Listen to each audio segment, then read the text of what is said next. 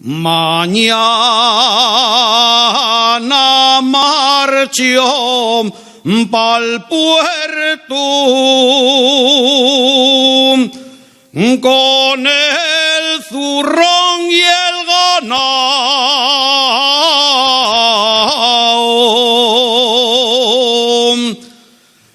Paso allá arriba en el monte,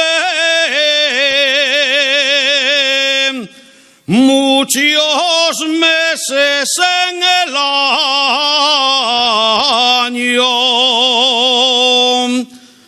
y cuando partiendo seña,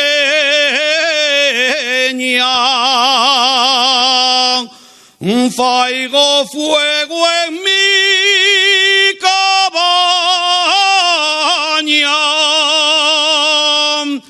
Me acuerdo de la mioneña, y la más guapa de España, y si yo pudiera, si yo tuviera poderes de ella una reina ficiera,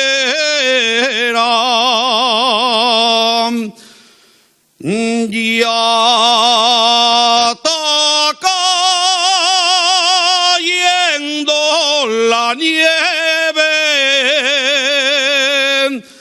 con el rebaño regreso.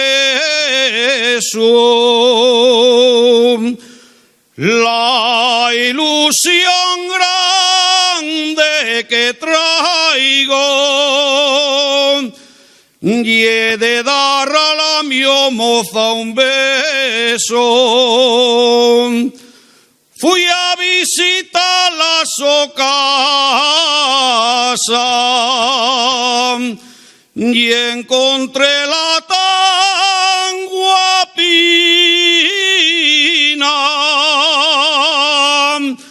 y no me aguanté sin besarla. Parecía la santina, y si yo pudiera, si yo tuviera poderes de ella una reina ficiera. Vaqueirina, vaqueirina, la tua braña ¿dónde queda?